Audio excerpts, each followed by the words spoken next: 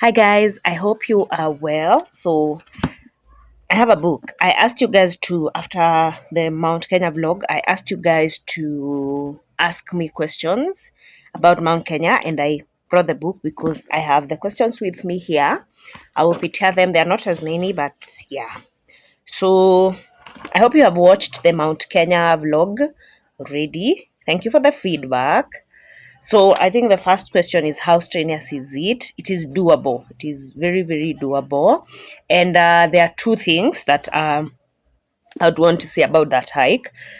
For you to do Mount Kenya, you just need two things. You need to understand altitude sickness, or you need to understand high altitude, and you need to understand how to layer clothes because it gets so cold, which is another question I was asked. So let's get straight into the questions. How many days was the whole trip? The whole trip was 3 days. So day one, we left Nairobi and got to the gate, hiked all the way to Old Moses, slept at Old Moses.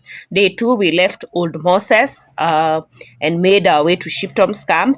Then day three, we summited, went all the way to Point Lenana, then came back to Shiptons, then came back to Old Moses on the same day. So the whole trip was a 3-day trip. Question two, how cold was it? It was so cold. It was so cold. Then we went in November. So in November, these months are quite rainy and a bit cold, because I remember day one we slept at the temperatures of -15, if I'm not wrong. We did the temperatures on Mount, it's freezing. Then on our way up it rained. So I think if you're hiking this month, they were telling us mid-January and February it's quite dry, but if you're hiking in this month, it's quite cold. It will rain. I think there's no day it didn't rain. Even the only day that we had very good weather was the summit day, which was, we are God's favorite children. Summit day we had the sun, but it was raining. It gets so cold. That's why I was saying, for you to hike Mount Kenya, you need to understand layering. You need to understand what are thermals, what are fleece, or that. I think that can be explained later, or a tag a list here where you can go just have a checklist of what you need, because I kept saying you'd better go to Mount Kenya and have overpacked than have underpacked, because you're going to suffer. It gets so cold during the day. At night it's just cold. I on summit day I had 4 pairs of socks and it was still, my feet were still freezing. So it gets so cold. I'm laughing because this question is funny. What preparation did I do?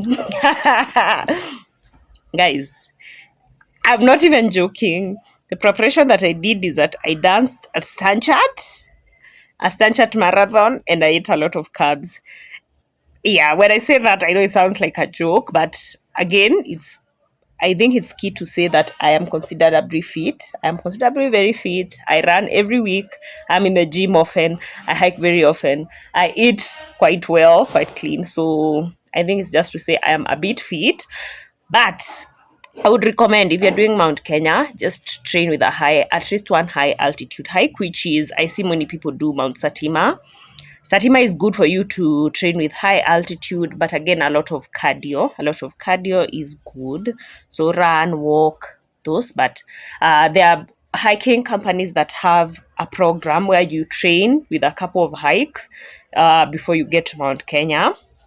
Yeah, so I would not say I did any prep as per se, but again, I run every week. I have been hiking for a while, so, but I would advise just do Mount Satima. Mount Satima is a good one for altitude. Do you need insurance? I didn't have insurance. There are companies that request that you have insurance, but I didn't have. Yeah, I didn't have insurance. I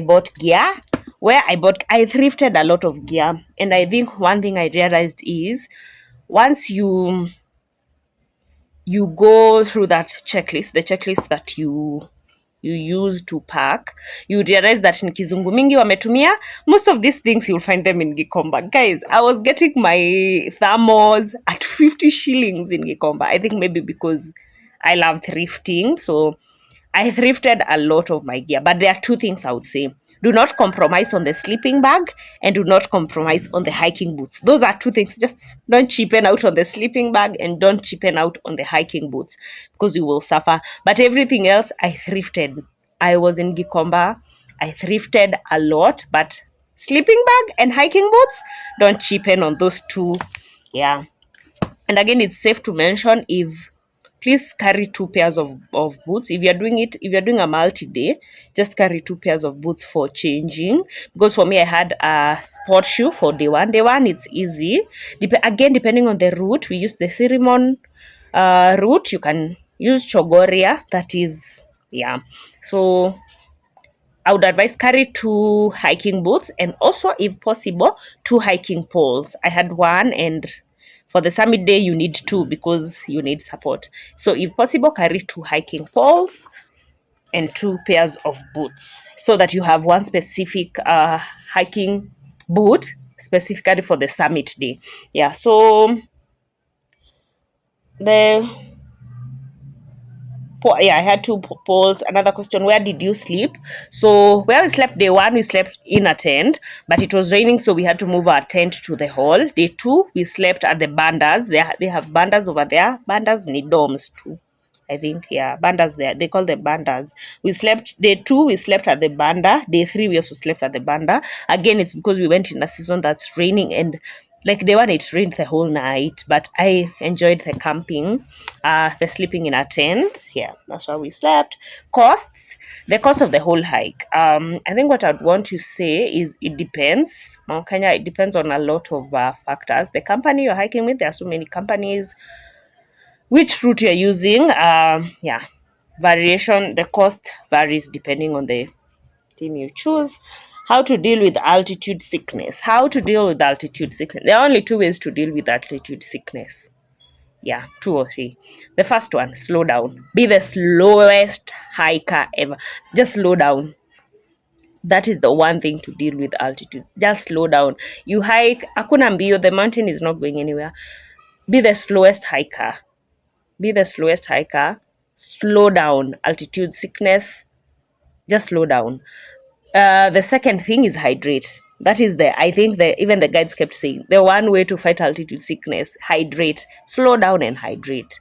You just have to drink water. And which was funny, because on summit day they'd given us warm water in the water bladder, but as we got up, it got colder, so you're having to sip that water and it's cold.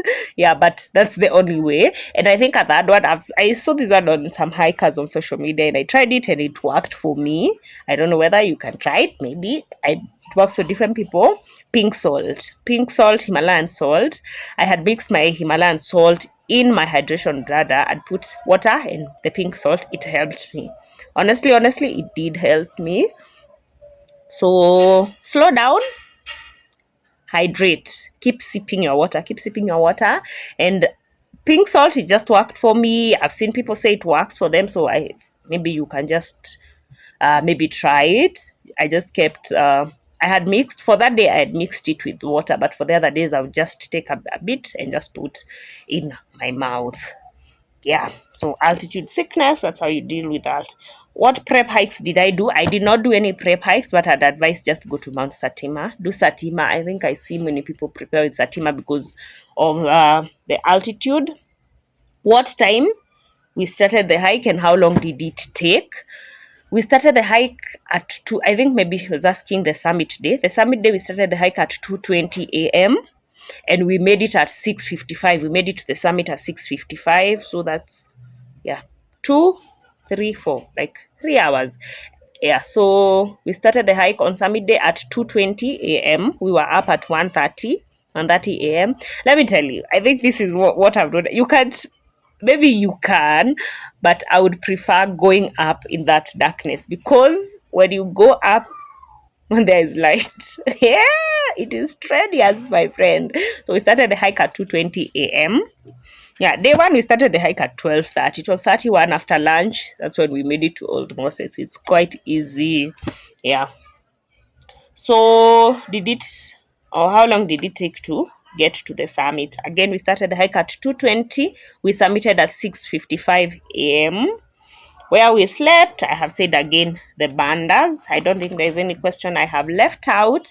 Other than that, Mount Kenya is doable. It's doable. It's doable.